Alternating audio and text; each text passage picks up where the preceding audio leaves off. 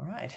All right. Hello, everyone, and welcome to the November 2025 5 Miles from Anywhere meeting. Our guest today is Sarah Bennett, who's going to be talking about Conan Doyle and Devon. It's going to be a very nice talk, and I'm very, very excited about it. Um, and Sarah is a wonderful Sherlockian author. If you've read her work, you know what I'm talking about. Very, very good. I praise her a lot. So um, can't help it. I know I publish you, but I can't help praising you as Yes. well. Okay. So Thank you. I'm gonna start. I'm gonna share my screen. Oh, hold on one sec, because I didn't do something I needed to do. Typical me. Um, but there we go. Now I can. Okay. Had the wrong tab open, so let me share.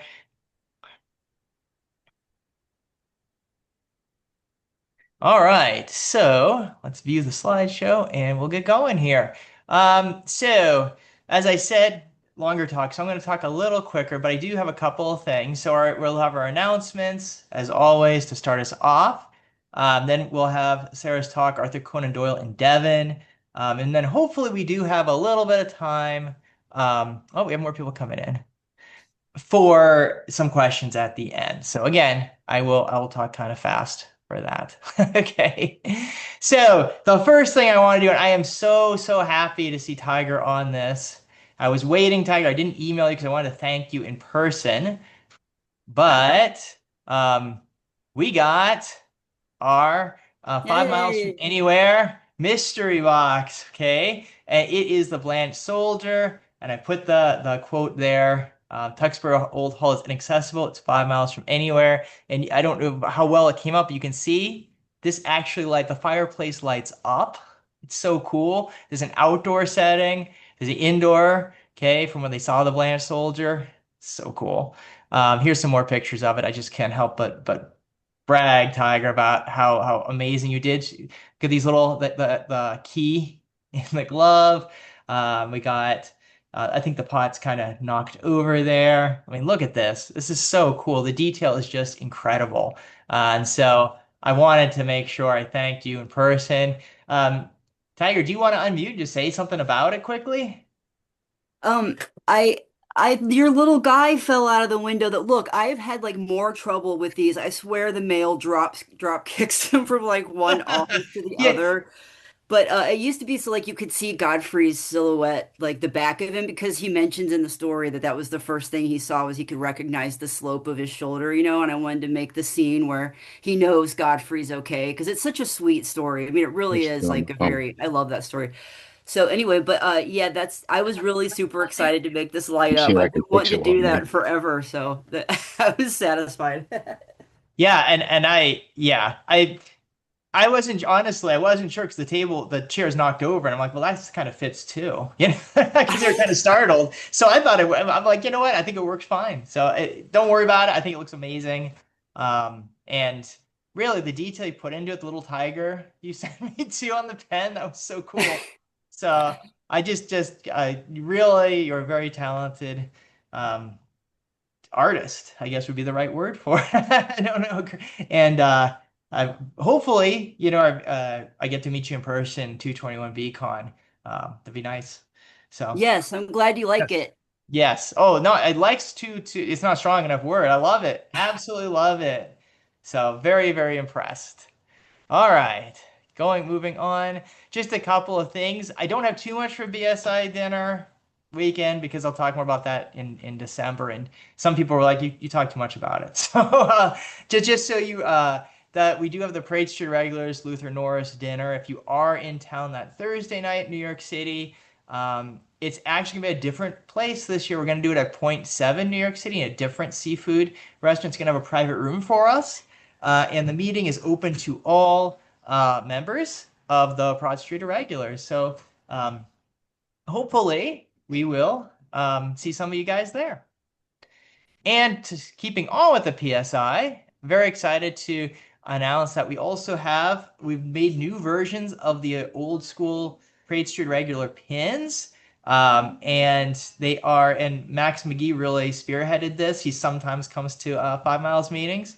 And you can see really nice job. Did it in color. You can see the PSI in the smoke from the dog. That's the original design, just updated a little bit.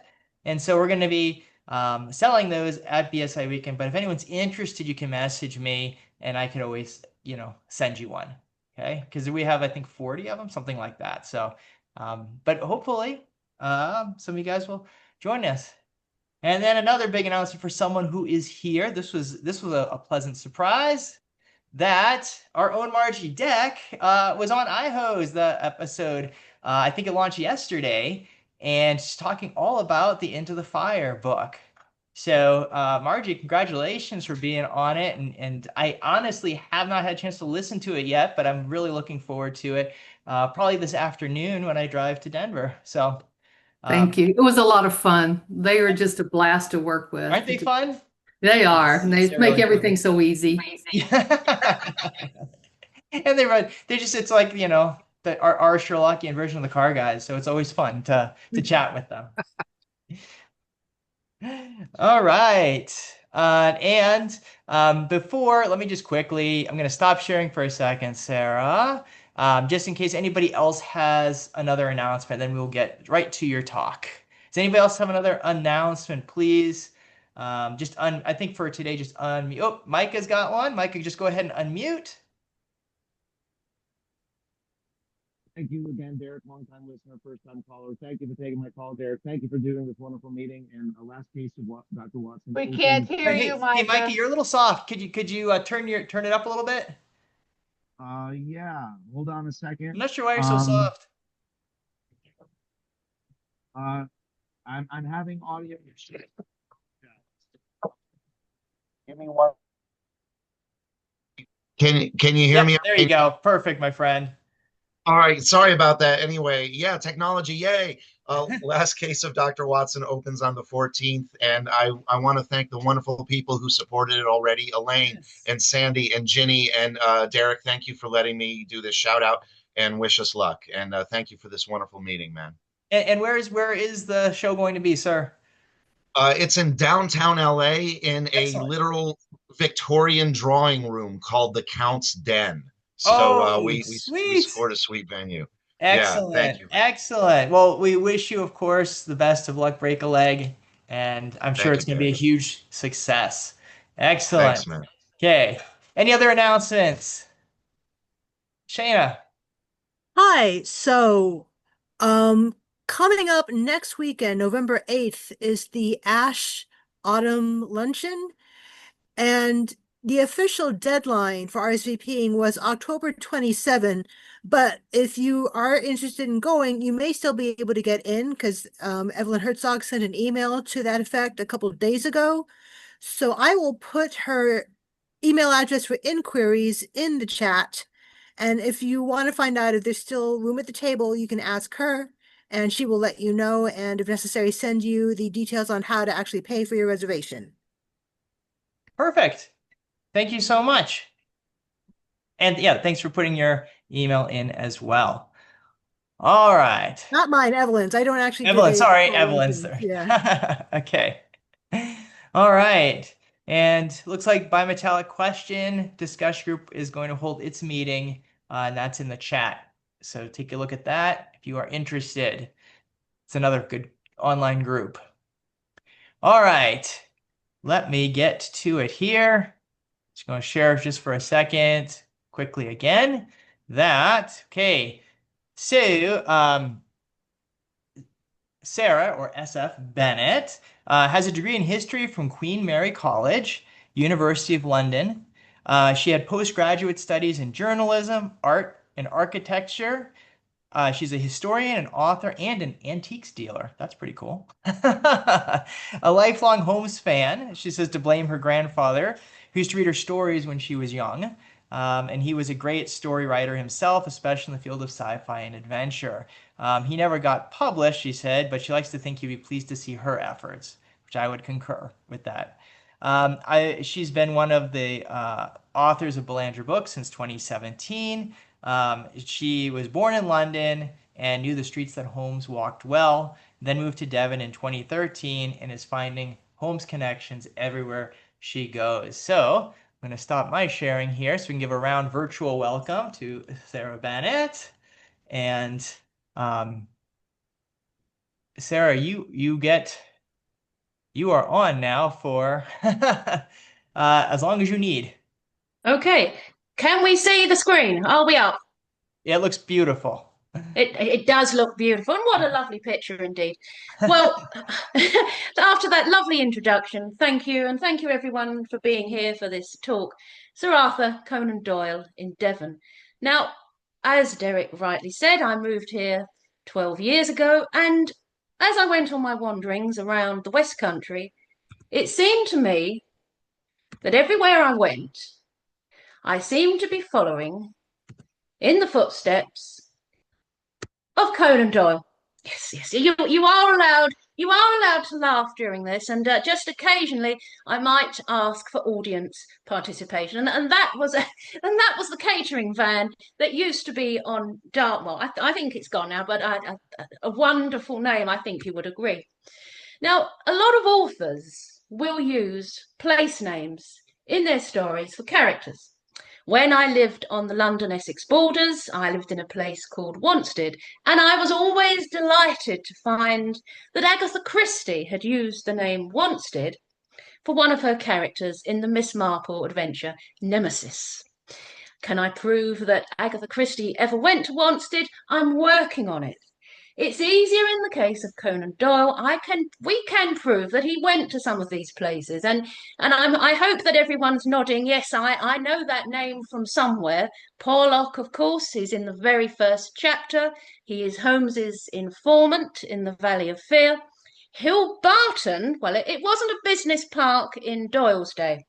It was a rather small manor. A family called the Allens lived there. But that name appears, it's Dr. Watson's alias when he goes to see the villainous Baron Gruner. Yes. That being said, I think just before we head out into Devon, we should try and get our bearings.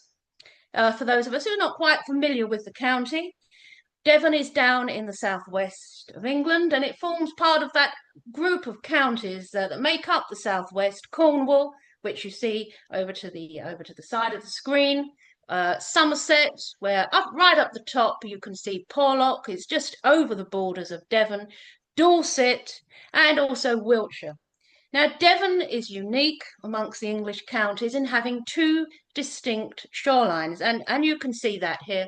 To the north, and up there where it says Porlock, you can see just along the coast, make a mental note of Linton and Lynmouth, because we will be going there.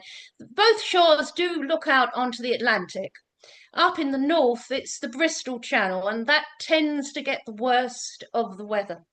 And it is a maritime climate, and our prevailing winds are southwesterly, so they do rush in. We last year, I think it was, we were seeing 70 miles an hour up on that coast, and definitely took a battering. If we move down southwards, we come to Oakhampton. Tavistock, of course, appears Silver Blaze. King's Pylon. Dartmoor itself is not necessarily the best of locations for training stables. If we head towards the east, we see Exeter, and that rather fine window there is because Exeter is the county town of Devon, and that is Exeter Cathedral. If you just look slightly further east, you see Exmouth, Sidmouth. Now, Sidmouth is a rather fine Regency town. We will be coming to Sidmouth. And it has various connections with different authors. The Brownings were there. Jane Austen possibly went there. And just following that road, the A35, just across the border into Dorset, you find Lyme Regis. Lyme Regis, if you're into archaeology, was the home of Mary Anning, the fossil hunter. And the inspiration for that rhyme, that tongue twister, can I say it? She sells seashells by the seashore. Yes, that's as far as I'm going to go with that. But if we move back towards the west, we find sitting in the heart of the county, in a rough sort of area between Oakhampton, Plymouth, and Exeter, the great sweep of Dartmoor. And it is, we will be coming to that in greater detail. We come further down, we find Torquay, the English Riviera. And if you know your 40 Towers, that is Torquay, madam. And what do you expect to see from a Torquay bedroom window? It is the English Riviera. It has quite a mild climate, very, very popular. And we will be stopping there briefly towards the end. But let's head over towards the west, where we find Plymouth. It's where, by tradition, Sir Francis Drake was playing bowls when the Armada was sighted.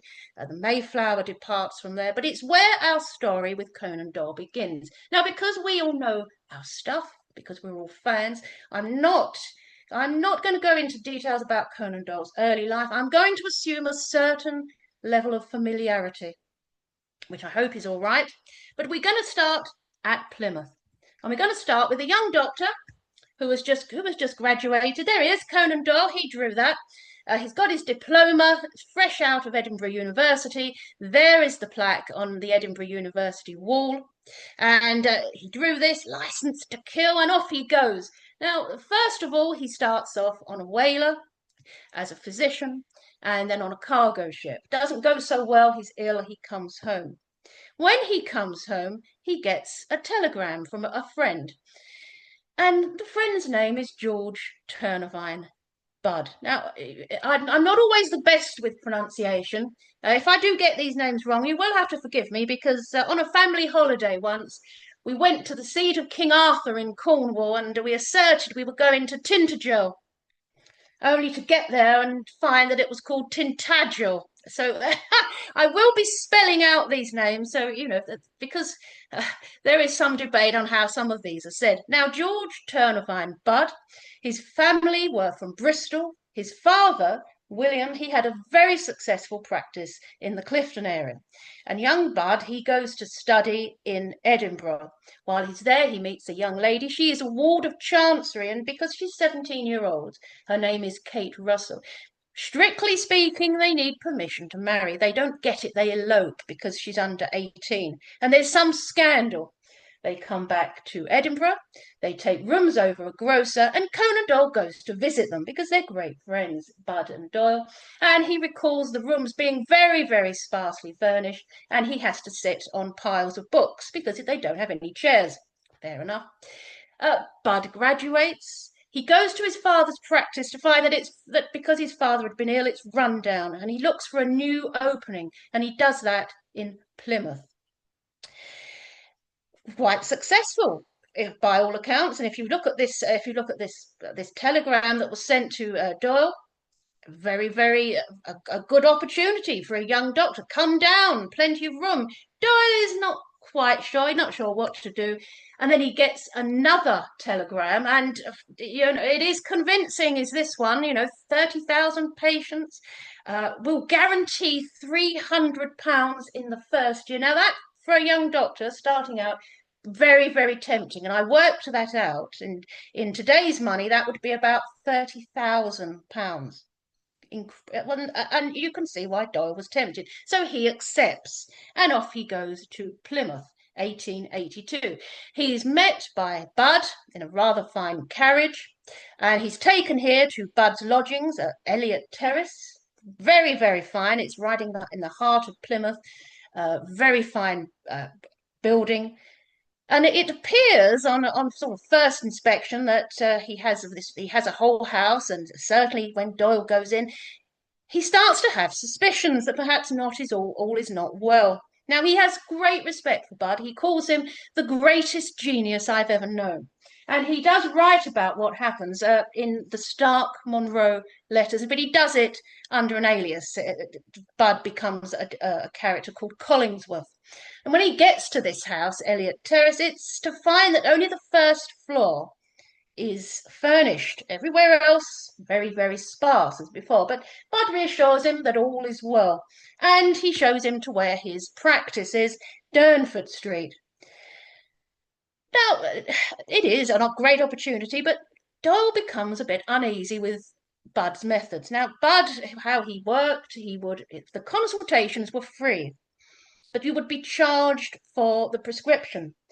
Doyle recounts that some of his advice, Bud's advice, is a little bit off. A lady went to Bud with, she said she had a sinking feeling, and Bud advised her to try cork. Don't try cork, definitely not, because he recommends cork because he said it's good for sinking. It doesn't sink. So there you are.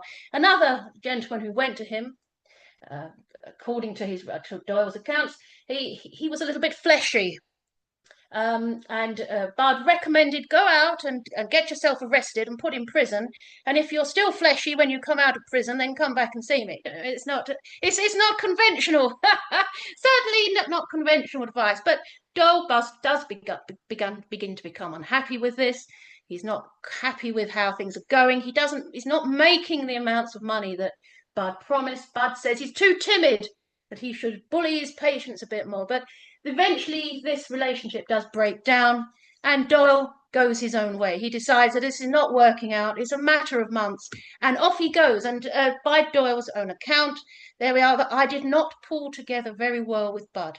So, before he leaves Devon on this occasion, he goes and has a little trip to Tavistock. Tavistock, of course, Silver Blaze.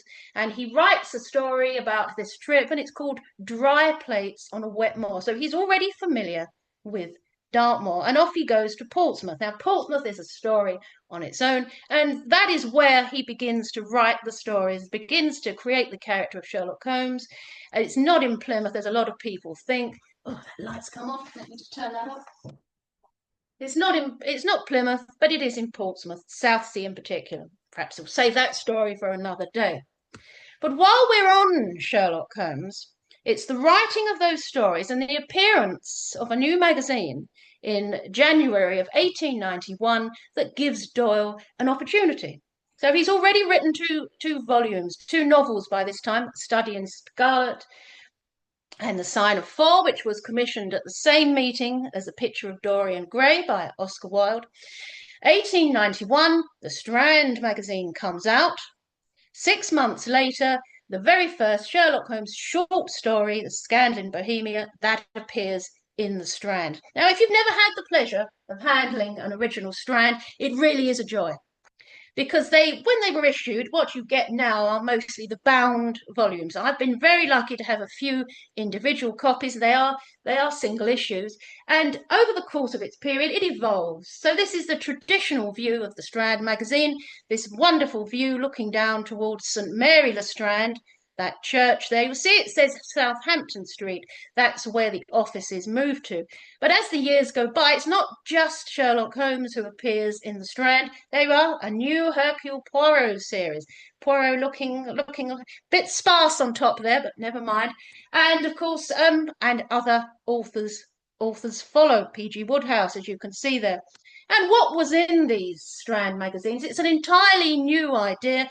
Illustrations on most pages, and this is my very precious copy of The Final Problem. It only comes out on very special occasions, and it came out to take this picture. Beautiful full-page illustrations there. We have detective stories, a lot of detective stories, and this is a later story. There we are, by Marjorie Allingham. If you've never read the Campion stories, very, very good. They were made into a television series at about the same time as the Granada series, featuring Doctor Who himself, Peter Davison. If you ever get to see them, very, very good. And of course, there's articles and there's interviews. This is a rather nice interview. It's with Dr. Conan Doyle, as he was then. And there they are, Conan Doyle and his first wife, Louise Toohey, and they are on a bicycle built for two, hence the song Daisy, Daisy. And it is a form of tandem. Looks like fun, but I don't know about the suspension. Never mind. And articles about current affairs. So this is one, lessons how chauffeurs are taught how to become chauffeurs. And there you are, a gentleman there, a lesson in steering, which is very vital indeed. Now, one of the joys of having single issue Strand magazines is that they contain the original adverts. When they got bound, the adverts torn out, thrown away, put down for the cat, whatever. But if you get your hands on a single Strand magazine, the single issue, you get these, and it's really a glimpse into a bygone age. Oxo, all these sort of names that that used to be in great demand. Ovaltine, these are all still about, most of these. What isn't about, I'm glad to say, is this from 1941. If you found yourself needing to lose a bit of weight, yes, they recommended bile beans. The name is enough to put you off, isn't it? But not forgetting the gentleman in the group, do we have any tired men with us this afternoon? Yes, just give us a nod if you're tired. If you're tired, well, there you are. To all tired men, this is where you were going wrong. If you were tired in 1936, this is what they were recommending for you. And by Jove, this chap does look tired, doesn't he? Other brands are available, as they say. Now, what has all this got to do with Devon? Well, it's this gentleman, the publisher, Sir George Noons. And I'm told that's how you pronounce his name, Sir George Noons. So George Noons, his father was a congregational minister. His early career, he starts off in Manchester working in a haberdashery. And while he's there, he comes across a piece in the paper, and it's about a station master. His two children got on a train, the train started off, and luckily they were rescued before anything happened. And he said, well, that's a real tidbit. And he founds a magazine called Titbits, which we shall come to. In fact, there it is, Titbits. This is a slightly later edition. And what does he use as capital for Titbits? Well, he sets up a vegetarian restaurant in Manchester, and it's so successful he's able to found Titbits. And they were based here at Burleigh Street. Now, from Titbits, he goes on to found the Strand, and it's this all new idea, as you saw before, the illustrations, the articles. Doyle submits 2 stories to this new fledgling magazine. They're accepted, and well, and we know the story from there. Sherlock Holmes becomes a staple for the Strand. Now, for George Noons becomes an MP, and he tries Torquay, the English Riviera first, doesn't get on there, so he moves to North Devon, and it's that North Devon connection just along the coast from Porlock. Linton and Lynmouth. Now, Lynmouth is below, the town of Linton is above, and it's a very steep coastal area. And he buys a portion of land upon which he builds this beautiful house, Holiday House. Now, I can't give you a better picture of this because it's gone. After Sir George Noon's death in 1910, he leaves a lot of debt. The contents of the house have to be sold. No one wants to buy the house, so it is left empty. 1913, there's a terrible fire, and it's gutted. And it stays that way until the 1950s, when it's finally blown up in a commando training exercise. So it's gone. What hasn't gone is Noon's gift to the town. Now, because he was very influential, he wanted to improve the town. There was talk about putting a new pier in the town, because for holidaymakers coming in as an attraction. And you saw how steep it was. Now, if you wanted to get goods from Linton down to Lynmouth, then of course it was quite a hike. And what they ask is, would he sponsor some form of transportation? And they produce this. It's a cliff railway, and it makes life getting from top to bottom a lot easier. He also champions the idea of a new railway line between Linton and Barnstaple, which he's built. And they also come to him for a new town hall. And he gives a substantial amount of money. And this is the new town hall at Linton. And they're so pleased with what he does, and they're so pleased with his support for the town, that they put up a bust to George Noons, and it's in the town hall. Conan Doyle comes, and he's a visitor to Noons's house. He comes here at the official unveiling, and he makes a speech about his publisher. So that's our Devon connection with the Strand. If we come back down south, down towards Exeter, we find family matters on Conan Doyle's mind. Now, he's very, very close to his younger brother. That's his full name. He's known as Innes. for short. Innes came to live with him when Doyle was in Portsmouth in Southsea to take some of the financial burden off of his mother. They went to America together in 1894. 1897, young Innes, he's starting his career in the military. And Doyle writes to his mother. He's a very great letter writer. There's lots of correspondence between Doyle and his mother. 1897, he tells his mother that he's going down to Exeter because young Innes, he's taken as a young lady that he's taking a fancy to, and her name is Dora Geraldine Hamilton, and she lives in Topsham. Now, Topsham is just outside Exeter. It's on the River Exe. It's looking out over the estuary. Rather pretty town. Hasn't changed altogether too much since Doyle's day, so he would still recognise it. And the Hamilton family were rather prominent, and they lived here in this house, the Retreat. Now, her father, by all accounts, was a little bit eccentric. He insisted on driving about in a horse and carriage, even into the 1920s, when everyone else was riding around in cars, early cars. He helps a great sailor as well. Why the match doesn't go ahead, we don't know. We don't know, but it certainly doesn't. They do not marry, despite Innes obviously being enthusiastic about it, and Doyle going down to meet the family. It doesn't go ahead.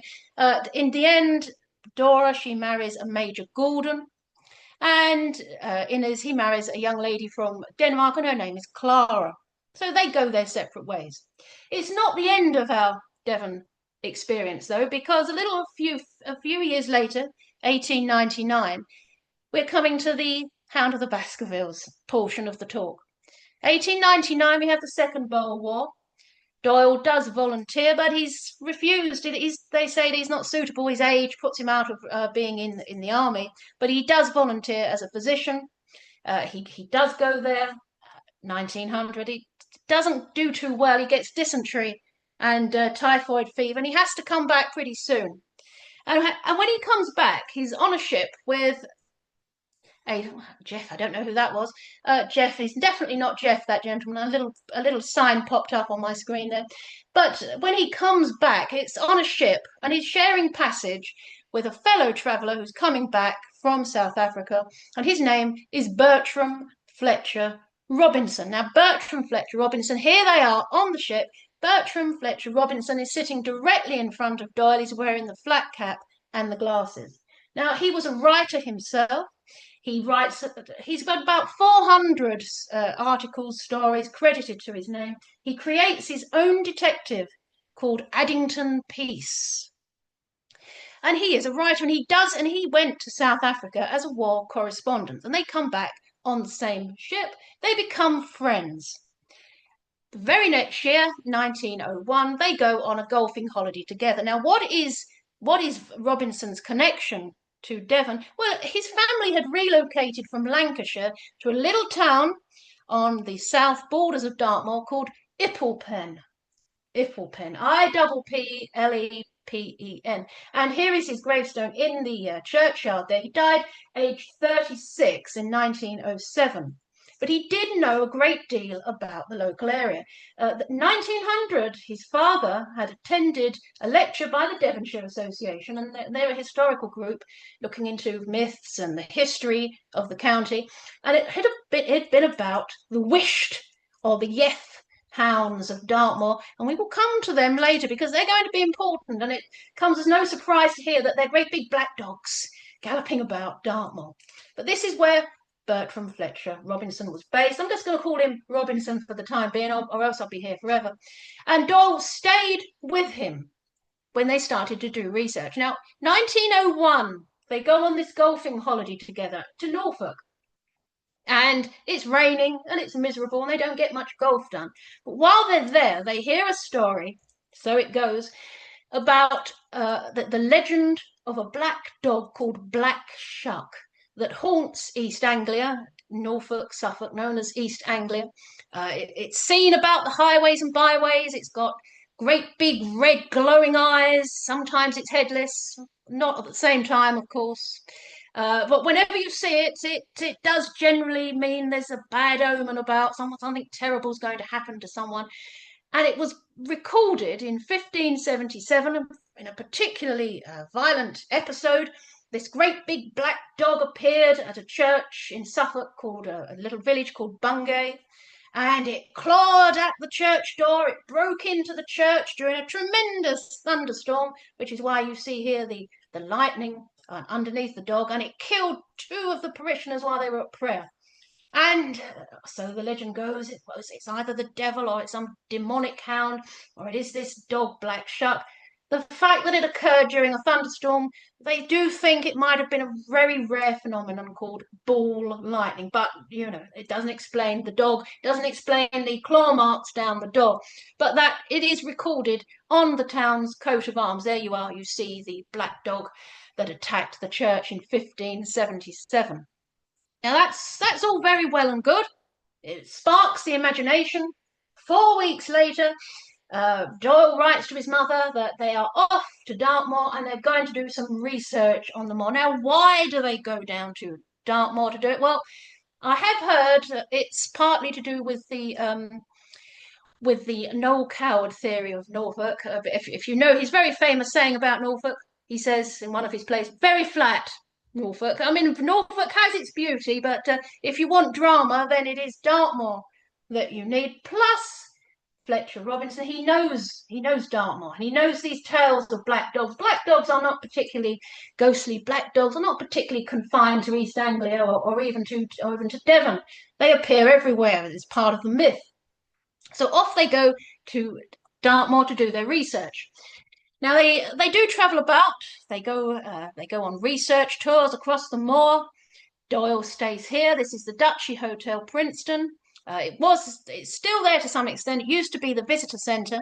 There's also the great convict centre, the prison that's still there on Princeton. And of course, we have Selden escaping from prison. In fact, a couple of weeks after they left from Dartmoor from doing their research, 2 prisoners did escape. So, is that more fuel for the imagination there?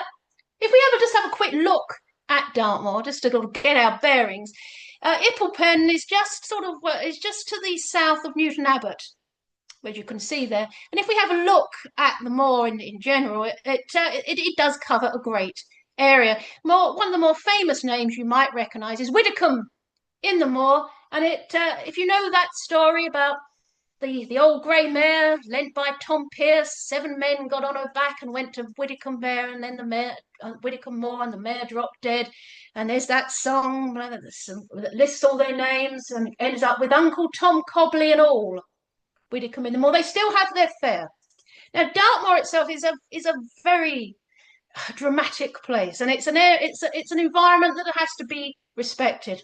It sits just over 2,000 feet above sea level, and as I said, our prevailing winds down here in the southwest do come from the southwest.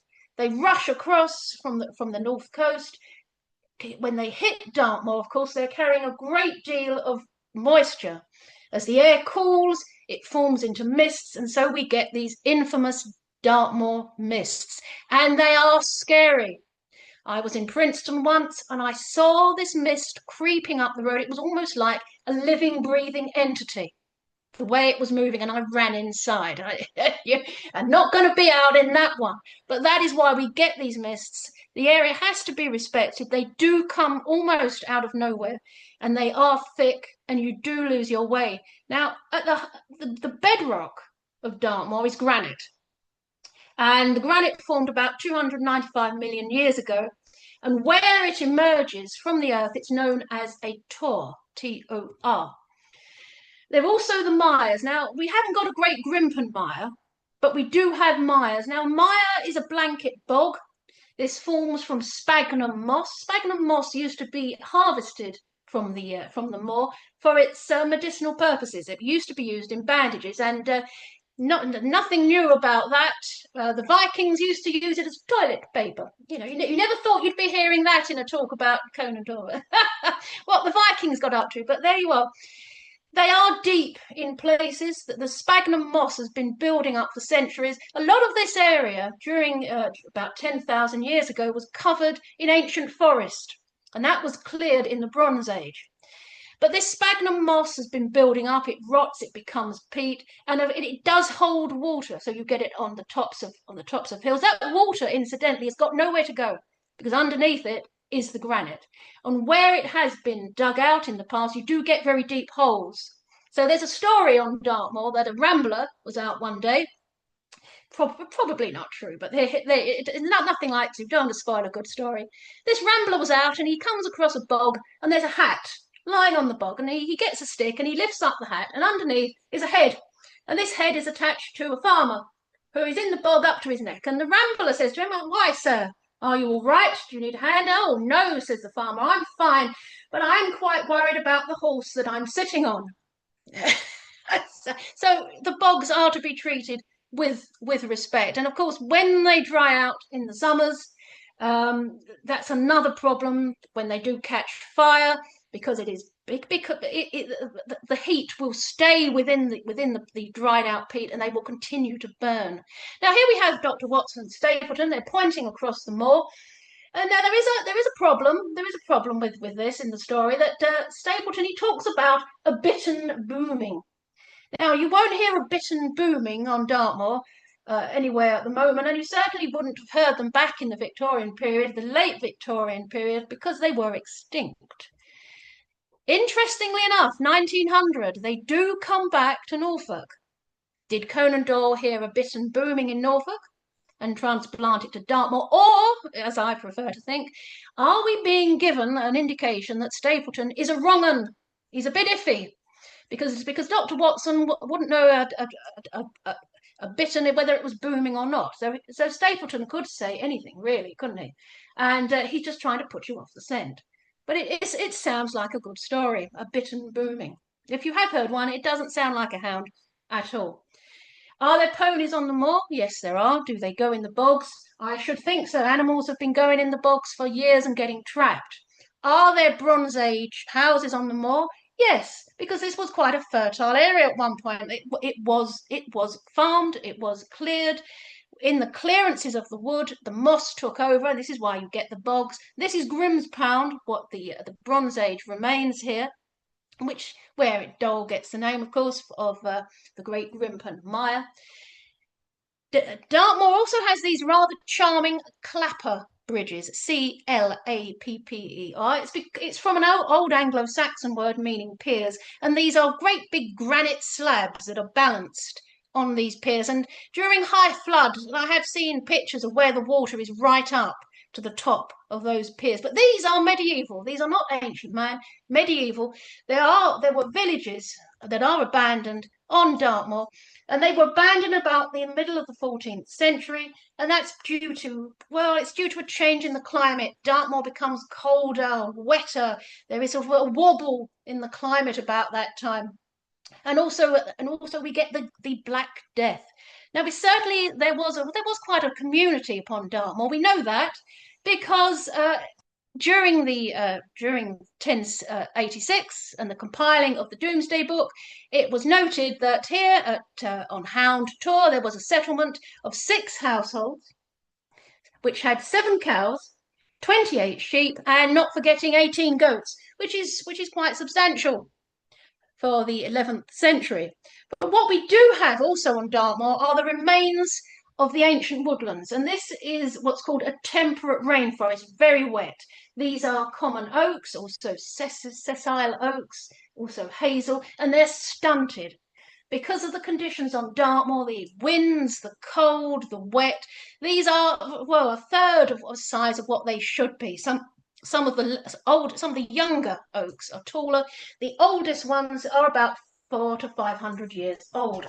Now, what this means is that this area, of course, it is very live with legends, and one of the legends features those Yeth hounds, Wist hounds, from which the name Wistman Wood takes its name. And the legend goes that there was a squire living locally. His name was Squire Richard Cabell, and he was a bad man, and it said that he had a falling out with his wife, and he chased her onto the moor and he killed her, and her dog then set about him and killed him. It sounds like a good story, and he'd sold his soul to the devil, and the devil hounds chased him. It all sounds very good, but in fact, Squire Richard Cabell's wife outlived him by 14 years. So again, a good story, somewhat ruined by the facts.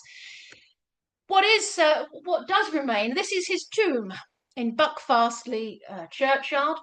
And it said it's been built like this to keep him in because he was in league with the devil. He'd sold his soul to the devil. And certainly it is an impressive tomb. And this is possibly the story that Fletcher Robinson tells Doyle. And it's what he gets credited for in the opening to the Hound of the Baskervilles in the published volume. Doyle does acknowledge Robinson's contribution there. And there it is. Where does the name Baskerville come from? Well, quite by chance. What would you guess the name of Robinson's coachman was? Henry Baskerville. And he's buried nearby in Ashburton churchyard. And there he is, and there is with his horse and carriage. Now, someone pointed out on social media the other day, how comes in the Hound of the Baskerville, Watson leaves from Paddington to get to Exeter, and then the man in the great big black bushy beard, he goes from Waterloo. Well, it's a simple explanation. There's no direct line. In fact, there's two options to get to Exeter from London: on Great Western Railway if you're coming from Paddington, or on London and South Western Railway if you're coming from Waterloo. As long as you get to Exeter, that's the main thing, because there's a branch line that will take you onto the moor. It's the Moreton Hampstead branch line. It's gone. And this, if you can just see the little name on this station, Bovey Tracy. Now, it's quite possible that Doyle uses this name, a corruption of this name, as Coombe Tracy. That this line was shut in the Beeching line cuts of the 1960s, but it remains. It's a beautiful little station, and it's now the Heritage Centre. So if you're ever wondering about how to get to the West Country in your stories, if you are writing Waterloo or Paddington. Now, Doyle was a very great sportsman. One of his great crowning glories was that he was able to bowl out Dr. Grace. He was very pleased with that. He was into boxing, cycling. He liked his cars. And one of the things that he did in the early 1900s, he was part of a travelling group of cricketers from the MCC, Marylebone Cricket Club, Lords, and they came down to the West Country. And one of the places they came to was Sidmouth. I used to live there, so this is what interests me. Sidmouth is perhaps one of the prettiest cricket grounds in the country because you've got this beautiful view out to sea. So, when you're playing, sometimes the balls do go a little bit further, but it's a very beautiful vista. And we do have, in the local paper, the Sidmouth Herald, we do have an account of when they came here, 1902. They were puts my teeth on edge, captained by Sir Conan Doyle. It really should be by Sir Arthur Conan Doyle, or you don't put Sir Conan Doyle together like that. But that's just me being pernickety. But here we have, if you're into cricket, here we have Conan Doyle's appearance, his performance. I don't think they did very well, actually, from what I can remember, because I did speak to the local cricket ground. But it's all about playing the game, really, isn't it? And there they are again. What's nice about the Sidmouth Herald is that we know where they stayed. And because the Sidmouth Herald would publish lists of who was in town. And if we look there at the Royal York Hotel, Sir Arthur Conan Doyle and family. And here is, on the left-hand side, the Royal York Hotel. I can give you a view of that today. It's still there, but keep an eye out on the cliff, those red Jurassic cliffs in the distance, and watch. This is the advert for it. The hotel had a special sanitary certificate, which is always reassuring, isn't it, really, I suppose. But if you have a look, keep an eye on those cliffs, and off we go. This is what it looks like today. Those cliffs do erode quite dramatically. They have gone back over the year, but the Royal York is still there.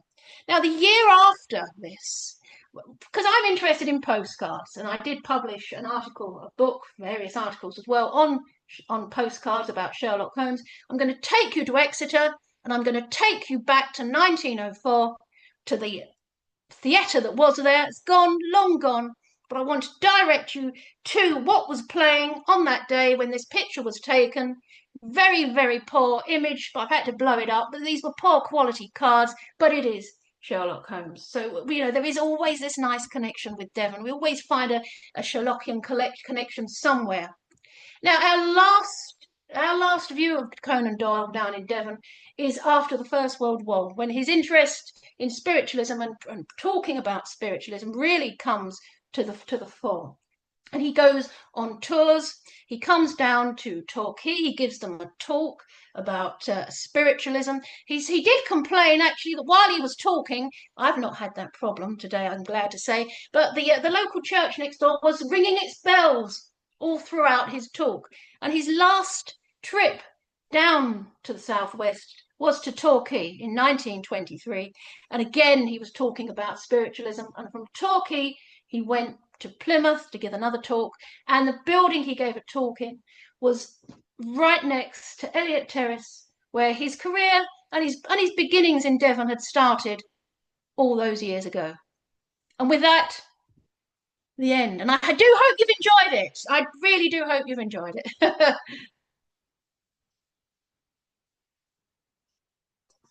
All right, and your timing is impeccable. You're perfect. We have just a few minutes for questions. That was a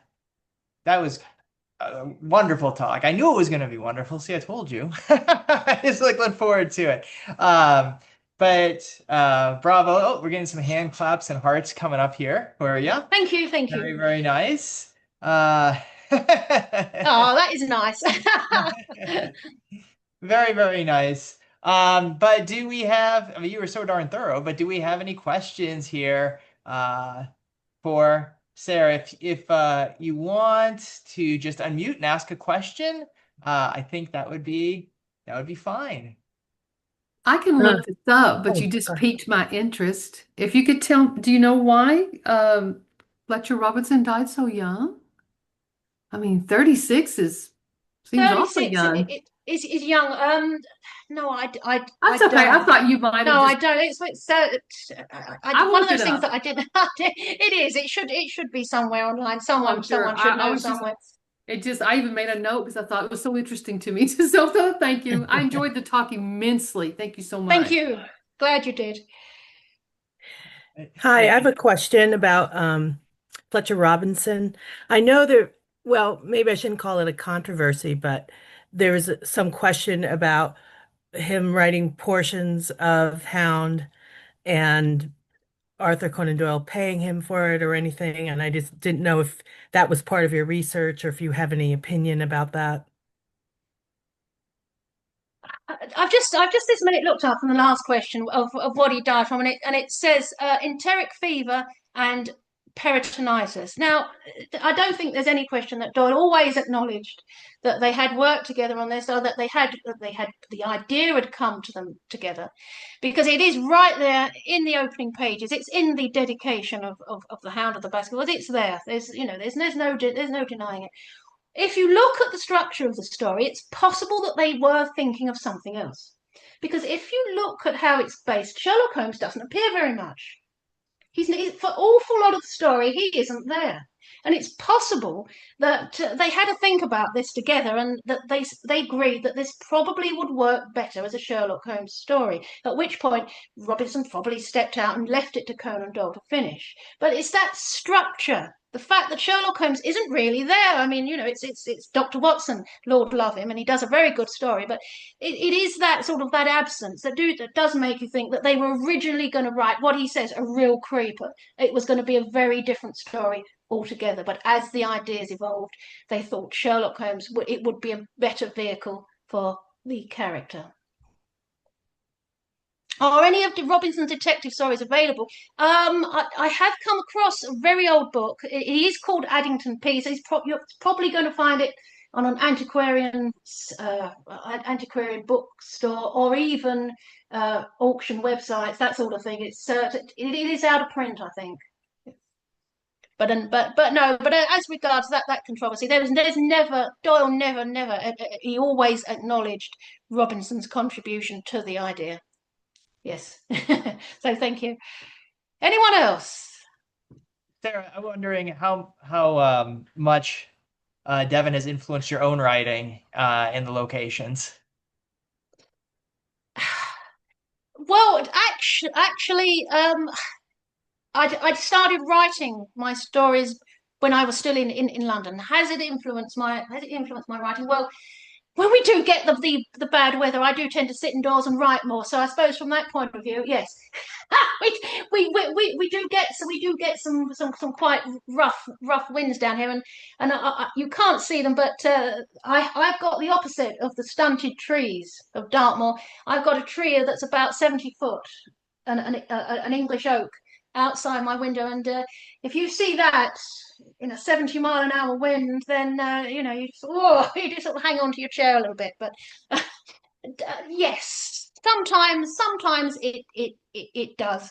If you want dramatic landscapes, Devon has certainly got it. Yes. Someone said, I saw a question pop up. What was the name of the book and the postcards? It's called A Study in Postcards, and you can buy it through the website of the Sherlock Holmes Society of London.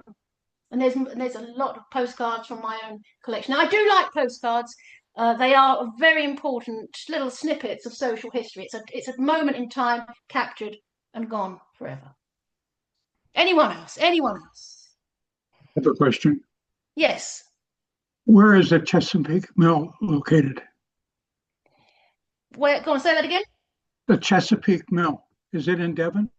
It's not in Devon. No, it's in America, isn't it? I think. Is it? Someone will have to answer that for me. It's definitely not in Devon. No, we haven't got it. We haven't got any mountains in Devon. We've got quite high hills, and in The fact, Chesapeake Mill was a ship that was captured from the Americans. oh, I And beg your pardon. I thought you said mountain. I beg your pardon. the Chesapeake Mill.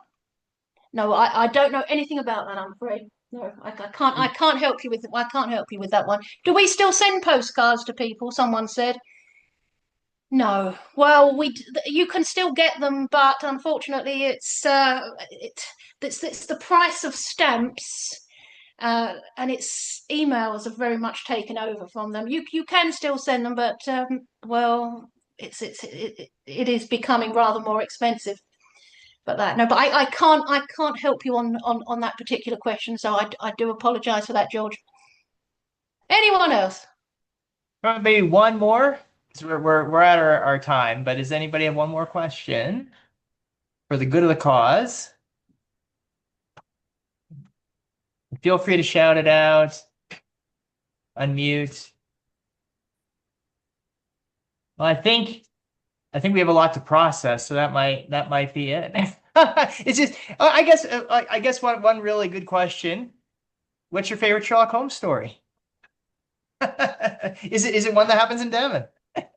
Funnily enough, it is, and it is Silver Blaze. Okay. It is Silver Blaze, and the incident of the dog in the nighttime, of course. That does have to be one of my favourites. Yes.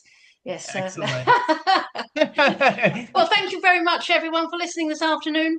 I do hope you've enjoyed it. Thank you, Derek. Thank you. It's Thank been you an absolute so much. pleasure. Really, that was a wonderful talk, and we would love to have you as a guest again in the future. So, thank you very much. Okay. Especially, yeah, you should give a talk about the postcards next time. That'd be so cool. We're getting lots of comments about the postcards, so it'd be cool. I would be happy to.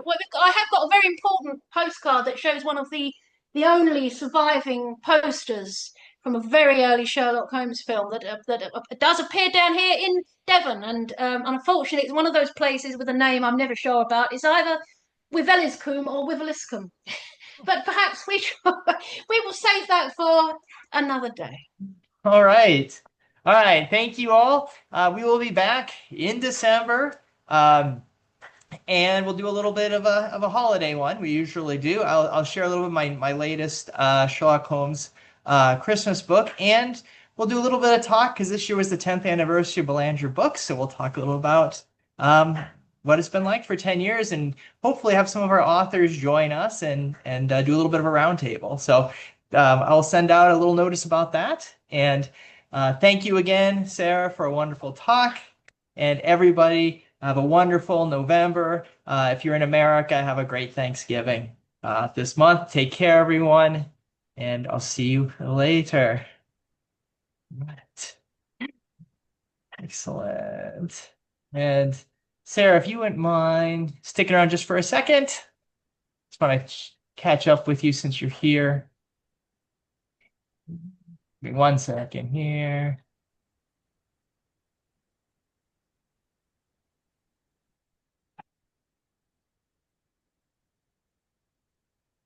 All right. And Brian, you can stick around too, obviously. Okay. You've lost your hat. And I just took it off. Letting my hair breathe.